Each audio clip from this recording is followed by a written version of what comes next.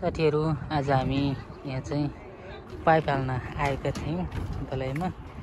सम्पूर्ण पाइपहरु चाहिँ हालिसकेको छु र के कसरी हालेको छु भन्ने कुरा म हजुरलाई सम्पूर्ण विवरणहरु चाहिँ यस भिडियोमा दिनेछु। एकदम हावा लागिरहेछ साथीहरु, आवाज चाहिँ क्लियर नआउन सक्छ, म्यानेज गर्नु होला। यो चाहिँ हाम्रो बर्मुडा क्याम्पसदेखि थोरै 200 मिटर अगाडि र यो त यो घर थपेको चाहिँ साइड आएको थियो। यसमा चाहिँ हामीले सिम्पल तरिकाले नै राखेका छौं। अगाडि यो चाहिँ अगाडिको भाग हो। अगाडिको भागमा चाहिँ दुईवटा बल्ब राखेको छौं। एउटा यो सानो टपमा र एउटा यो ठुलो टपमा गरेर दुईटा राखेको छौं। यसको कनेक्सन चाहिँ हामीले यहाँबाट लिएर एउटा यो गल्लीको भागमा चाहिँ लिएर कनेक्सन गरेको छौं। हाम्रो चाहिँ यो मेन लाइन आउने ठाउँ हो। मेन लाइनको लागि यहाँ छोड्दिएका छौं र यो चाहिँ हाम्रो यो दुईटा कोठा देखिरहेको छ। यसमा चाहिँ पार्टिसन गरेर लगाएको छ।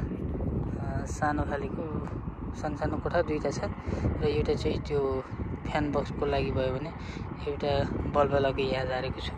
एउटा बल्बको लागि यहाँ झारेको छु। यसको मेन चाहिँ मैले यहीँबाट दिने भनेर दिएको छैन, पछि दिन्छु मैले। अनि यसलाई यहाँबाट अर्को कोठाको फ्यान बक्समा पनि कनेक्सन लिइदिएको छु ताकि कुनै बेला यतापट्टिको पाइपहरु ब्लकेज भयो भने उतापट्टि लिन सहज होस् भनेर। र यतापट्टि एउटा बल्बलाई तल छोड्दिएको छु र एउटा चाहिँ स्विच ढोकाको छेउमा आएको छ। एउटा चाहिँ स्विचको हाफ लाइनको लागि भयो भने एउटा चाहिँ हाम्रो यो बल्बबाट मेन लाइन आएको छ। यहाँ बीचबाट गरेर दुईटा पाइप लिएको छु र त्यहाँ लागेर दुईटा पाइप फेरि मेनमा खसालेको छु तल। एकदम हावा लागिरहेको छ साथीहरु। अनि यो भर्याङको लागि टुएको लागि भनेर मैले चाहिँ यहाँ दुईटा पाइप खसालेको छु। एउटा चाहिँ उपरको फ्ल्याटको लागि, एउटा चाहिँ मेनमा गएको छ अगाडि। र यो चाहिँ हाम्रो वाइफाईको लागि मैले राखेको छु, वाइफाईको टावरको लागि सिधै बाहिरबाट लिएको छु बिमे बिम।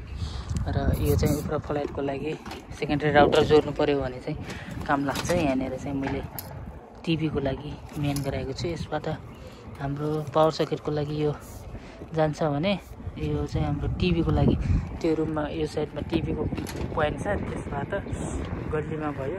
अनि यो एउटा यो पुरै यो हलै छ। अनि फ्यान बक्सको लागि भयो, अनि एउटा बल्बको लागि भयो, अनि एउटा बल्ब चाहिँ उतापट्टिको साइडमा छ। यो बाहिरको बत्ती चाहिँ मैले यहाँबाट बल्ने गराउँछु। अनि यहाँबाट दुईटा टपमा चाहिँ दुईटा बल्ब छ, त्यहाँनिर हाल्न बाँकी छ। मैले हालेको छैन, नभएर भोलि आएर हालिदिन्छु। र यहाँनिर चाहिँ हाम्रो खानको कुण्डा बस्ने हुन्छ, मैले नापेर रेडी बनाइसकेको छु, पछि मिस्त्रीहरूले हालिदिन्छन्। र हाम्रो टोयलेटको भागमा चाहिँ हाम्रो 4x7 को टोयलेट भएको छ। हाम्रो बिचमा यतिकै जतिबाट गाह्रो लाग्छ हाम्रो। अनि यो चाहिँ पछि बेसिनहरूको लागि उज्यालोको लागि स्विच त्यहाँ जान्छ र बल्ब टोयलेटको लागि बल्ब अनि इलेक्ट्रिक गिजर राख्नु पर्यो भने चाहिँ यहाँनिर पोइन्ट रहन्छ। साथीहरु यसै गरी नै छ, सिम्पल तरिकाले नै राखेको छु। हाम्रो एउटा पाइप चाहिँ यो यता टोयलेटको लागि मेन आयो र अर्को पाइप चाहिँ उता कोठाको लागि गयो, त्यसरी हालेको छु।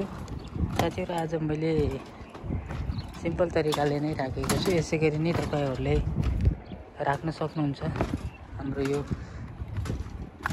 तलाइमा पाइप हाल्दाखेरि आज चाहिँ सिंगल जाली थियो, त्यही भएर मैले छिटो नै हालेँ। आज एक्लै थिएँ यो साइडमा, म हेर्न सक्नुहुन्छ सम्पूर्ण भइसकेको छ। यसै गरी नै हाल्न सक्नुहुन्छ। साथीहरु भिडियो हजुरलाई इन्फर्मेसन लाग्छ भने चाहिँ भिडियोलाई शेयर गरिदिनु होला।